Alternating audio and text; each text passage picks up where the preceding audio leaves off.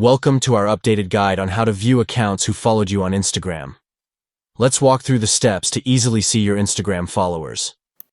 To get started, open the Instagram app on your Android device to access your profile and follower details. Next, tap on your profile icon located at the bottom right corner of the screen. This will take you directly to your Instagram profile page, where you can manage your account settings. Once on your profile page, locate and tap on the Followers option. This will display a list of accounts that are currently following your Instagram profile. Here, you'll see a comprehensive list of the accounts that have chosen to follow your Instagram updates and posts. By following these straightforward steps, you can effortlessly track and view the accounts that have followed you on Instagram, gaining insights into your follower base and engaging with your audience effectively. Stay tuned for more valuable tips and strategies to enhance your Instagram experience and make the most out of your interactions on the platform. Happy connecting with your followers on Instagram.